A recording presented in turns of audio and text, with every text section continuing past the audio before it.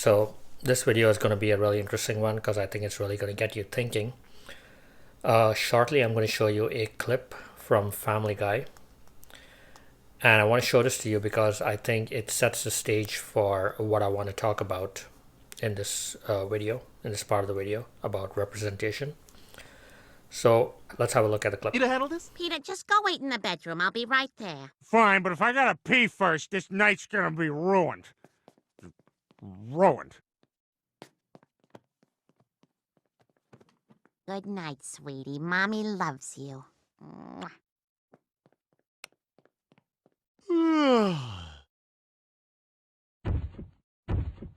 Huh?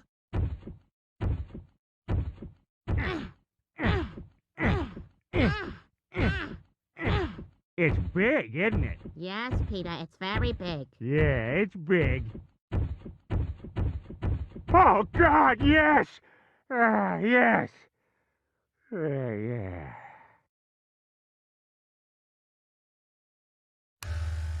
Oh, you're gonna use that thing. Good. I love you so much. Okay, so as you saw from that clip, Stewie, in his innocent, childlike mind, conjured up a dream or an imagery of some sort that represented the sounds that he was picking up on, right? But this representation, this imagery, would be very different for us. For us, it seems like Lewis and Peter were doing the deed. And that is the imagery that we might conjure up. And obviously that is what the script writers were going for, right? To add some humor to the clip.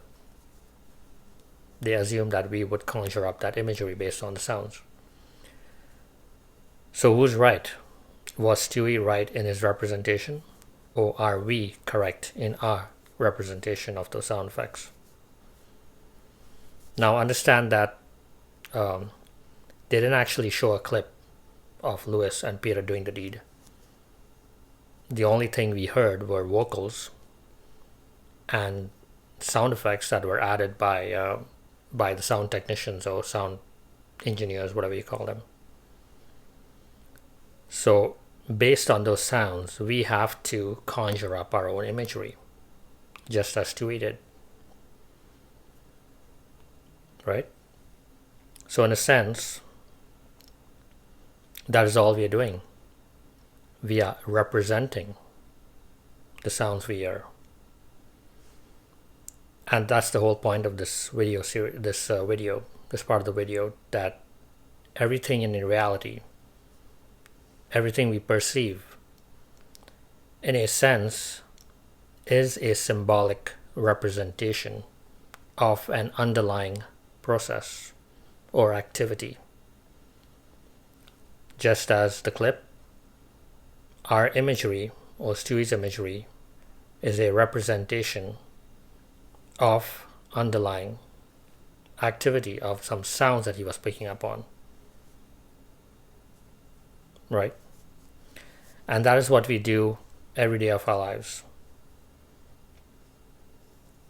Reality as you perceive it, as you observe reality, as you explore reality, you are always representing or symbolizing reality in that sense. Everything in reality is a symbolic representation, in other words, of an underlying activity or process. But of course, we get too caught up in reality that we don't think twice about what the underlying process or activity might be. So for example, think about the user interface on your computer or on your phone, right? And I got this idea of the user interface from Donald Hoffman. So if you go to YouTube and type in Donald Hoffman, Hoffman, he has a TED Talk that you should watch after you watch this video, maybe. The TED Talk, I believe, is titled, "Do We See Reality as It Is?" So he explains that reality is like a user interface, like the user interface on your computer. So you have your computer screen with all the icons laid out on the computer, right? And every icon represents an application. So if you click the icon, it pulls up the application. But what is it that makes the icon or application presentable to you on the screen? It is underlying programming code that is sitting on the computer, right? It's not that the user interface as you see it on your screen is what is sitting on the hard drive on the computer. The hard drive is all code. It's all binary code. It's all programming code. That is the underlying process, the underlying activity that when activated brings up this user interface that you see presented on the screen, right? But to use a computer, to be an expert in using a computer, sending an email, receiving an email, you don't have to worry about the underlying processes. You don't need to know about what's happening in the background, right? It's the same thing with reality. The reason reality presents itself to you as a user interface is for this very reason, is to aid in your survival. Because if you're going to sit there figuring reality out, figuring out the underlying processes, you'll be dead in no time. So to aid in your survival, reality presents itself to you as a user interface, just as the user interface on your computer or on your phone. So when you see a flame, when you see fire, that is a user interface in the sense that what is the underlying process of seeing a flame? It's combustion, right? So combustion is presenting itself to you as a flame. So that tells you either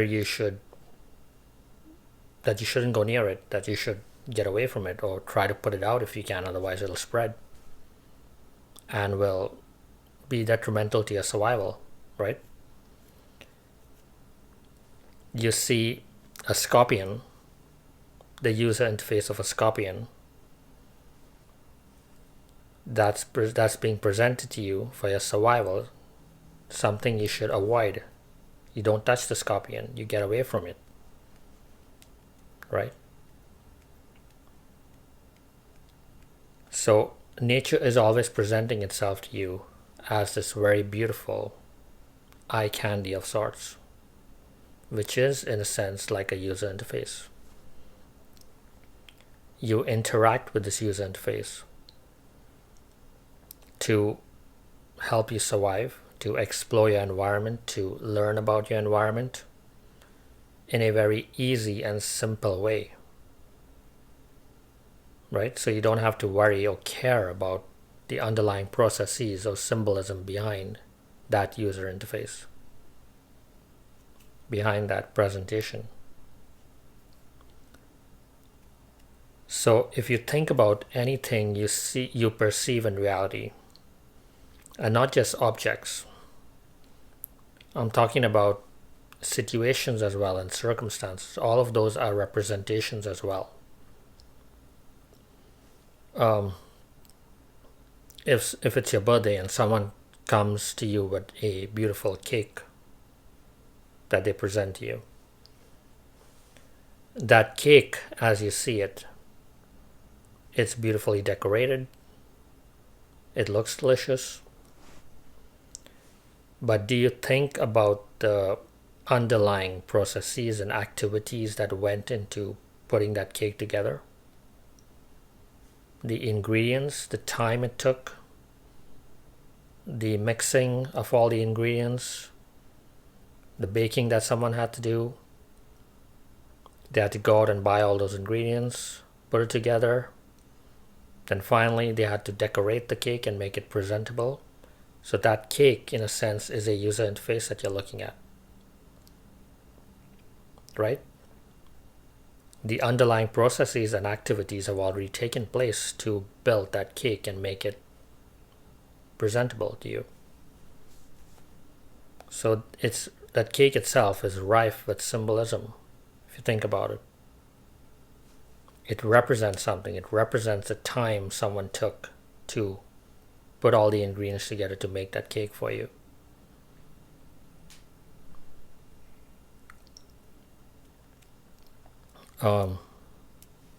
Think about when you wake up in the morning and you want to know what the weather is. You basically just want to know whether it's going to be sunny or cloudy, or it's going to rain, or what the temperature is. If it's sunny, do you ever care to think about the symbolism or the representation of what the sun is? Well, probably not, right? You only care if it's sunny or if it's going to rain that day. But what does the sun represent? Nuclear fusion, perhaps? Because that's what the sun is. That's what makes the sun light up and heat up the planet, right? But there's a lot more that you do not care to know about, because to aid in your survival, you just need to know if it's going to be sunny or raining, so you don't get wet when you go outside. And maybe you'll take an umbrella with you. Or if it's too sunny, maybe put on some sunscreen. That's all you care about. Do you care about the fact that the sun is the very reason there's life on this planet? Or that it's serving double duty, in that its gravitational pull keeps the planets in orbit around it every single day for years and years, billions of years? So the sun, as you see it, is a symbolic representation of all those things I just mentioned.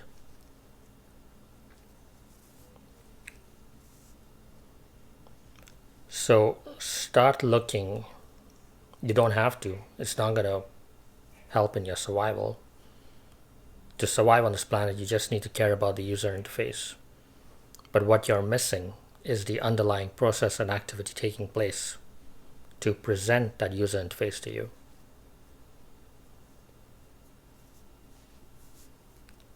So once in a while, it's okay to think about reality. Well, it's a user interface, but what is it that makes that user interface presentable to you?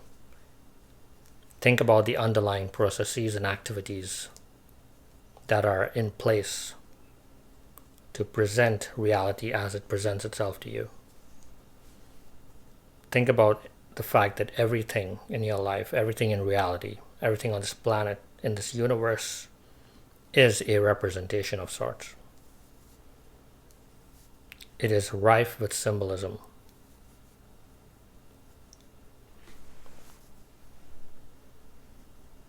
And that is basically what I wanted to talk about in this part of the video.